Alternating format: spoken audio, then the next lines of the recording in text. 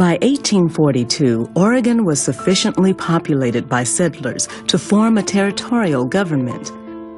Slavery was banned, and in the following years, several laws were passed outlawing even the presence of free blacks.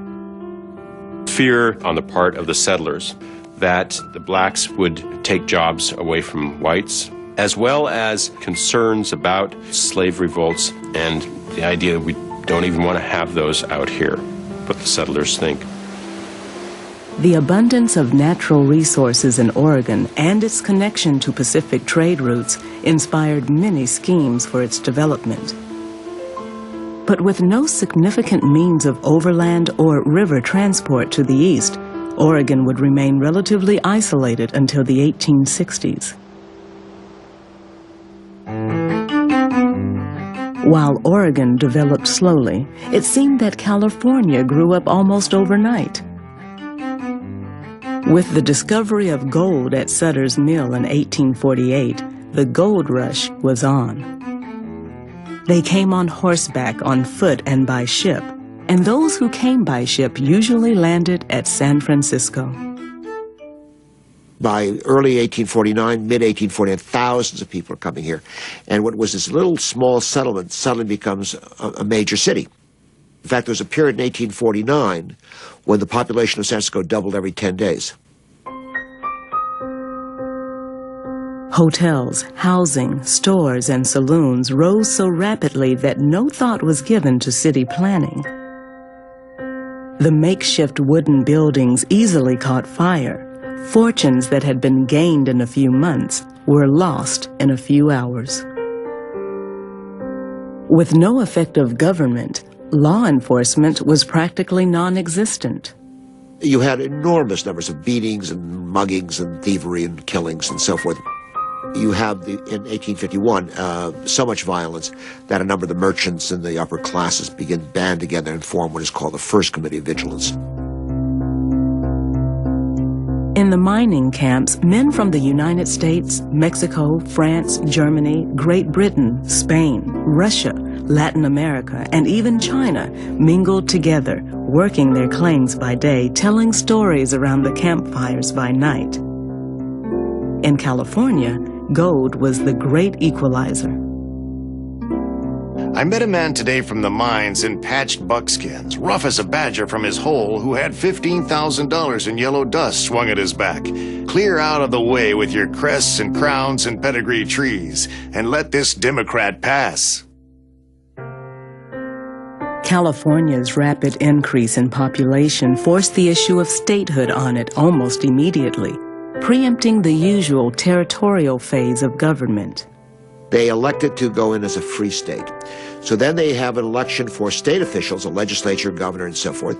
They elect 2 senators and a congressman, or 2 congressmen, and they go to Washington and say, here's our Constitution, we want to be a state. Well, this will trigger what is called the Great Compromise of 1850. The causes which exclude slavery from California lie within a nutshell. All here are diggers, and free white diggers won't dig with slaves. An army of 500,000, backed by the resources of the United States, could not shake their purpose.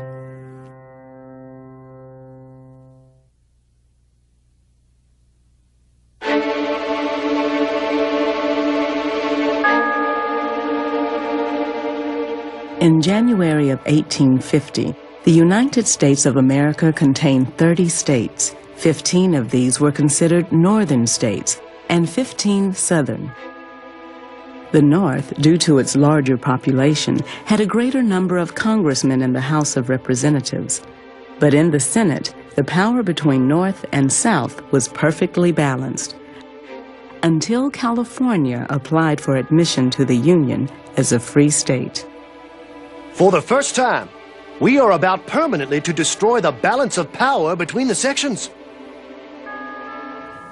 Northerners could have their way in the House of Representatives, so it was crucial to Southerners, they believed, to protect the South from this rampant abolition that they feared was sweeping the North, to maintain a balance of power in the Senate. The country was at odds over slavery, and the traditional spirit of compromise and cooperation had broken down. Sectional hostility was not new in 1850, but it did reach a kind of crisis. And the crisis followed hard on the heels of the Mexican War.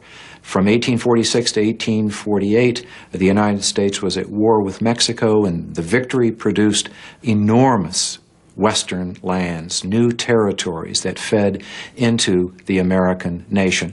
Many Northerners backed the imposition of the Wilmot Proviso on that territory.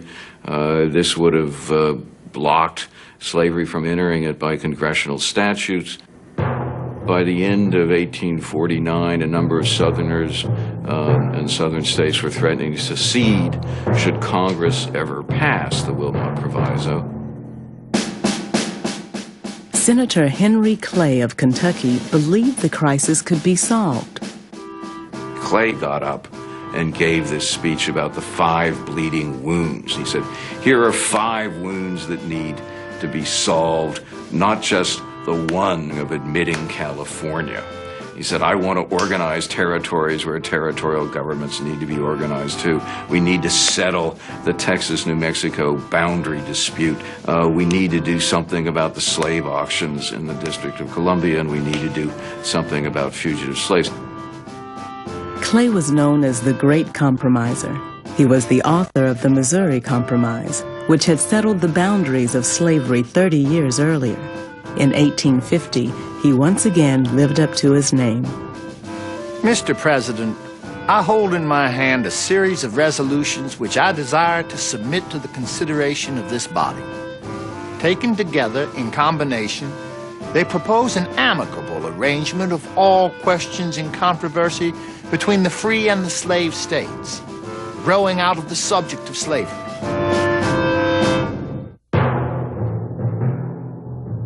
Clay's compromise catalyzed the Senate and provoked what is known as the Great Debate.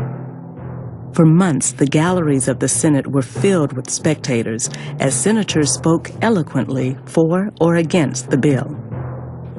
I speak today for the preservation of the Union. Hear me for my cause. California will become the test question. If you admit her under all the difficulties that oppose her admission, you compel us to infer that you intend to exclude us from the whole of the acquired territories, with the intention of destroying irretrievably the equilibrium between the 2 sections. Henry Clay, Daniel Webster, and John C. Calhoun, the Senate's most distinguished leaders, were aged and infirm. This was the last time that the 3 men, known as the Great Triumvirate, would meet on the political battlefield. Despite tremendous effort, the Senate was unable to agree on all the points in Clay's proposal, and the bill collapsed. It was Stephen Douglas, the senator from Illinois, who pieced it back together again.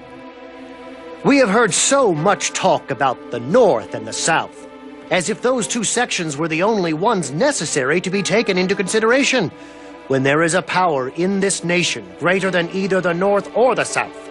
That power is the country known as the Great West. The genius of Stephen Douglas was to break up the compromise into individual parts and put together bare majorities, Southerners or Northerners with the group of compromisers that would achieve a majority, and put together a plan in which most Northerners and most Southerners had not compromised at all, but had found a way through these 5 major principles to create a solution, hopefully permanent, to the issues that had grown out of the Mexican War.